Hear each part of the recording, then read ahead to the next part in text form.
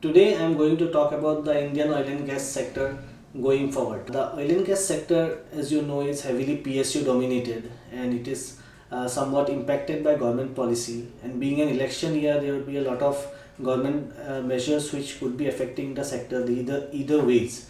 So we have got the oil and gas sector divided into two heads: the oil sector and the gas sector.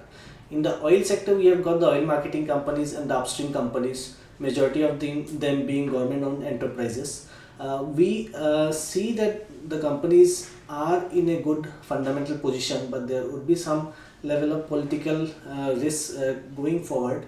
But at the same time, any correction, we are quite positive to buy into the companies whenever there is a correction from government policies which are not really meaningful on their earnings. As far as the oil marketing companies are concerned, they are reporting very robust gross refining margins as well as marketing margins. The volume outlook is also robust with 7 to 8% kind of volume growth, and refineries operating at more than 100% utilization. So we remain positive in the space, and any dips in the stock from policy steps should be good buying opportunity.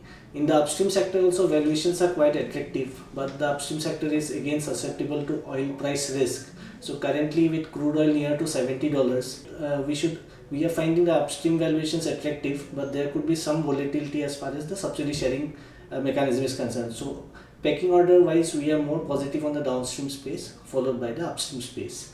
In the gas space, we are more positive because these companies are utility in nature and their earnings are quite steady. We are very positive on Petronet LNG, which is one of the flagship LNG importers in the country. It has got very good financials. At the same time, the earnings resilience is quite strong. So Petronet is one of our top picks, and we remain quite positive on the counter. We are also positive on companies like Indraprastha Gas Limited and Gujarat Gas Limited, which are in the city gas distribution space. But of course, due to very high valuation, we would be like waiting for better entry points in these counters. As far as flagship company like GAIL is concerned, again there's a good commodity exposure for this company, so we are a bit cautious on GAIL. But again, GAIL is also attractive valuation wise, and probably in the near term GAIL may witness some correction because of the seasonality playing out. But going forward, we think it is a proxy on the Indian gas story, and over the next 2 to 3 years GAIL looks quite attractive. Now coming to Reliance Industries Limited, of course Reliance is no longer an oil and gas play. It is heavily into telecom also, but we see many of the core oil and gas projects getting commissioned over the next 12 months, which would aid its core earnings, and we see a steady increase in the profitability of Reliance over the next 12 months. In telecom also, the company has been able to report profit and they are like gaining market share.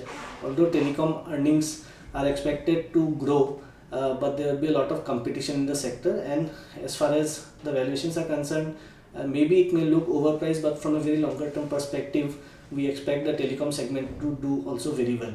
Hence, we remain positive on Reliance Industries considering the earnings increase that we are viewing over the next 12 to 15 months.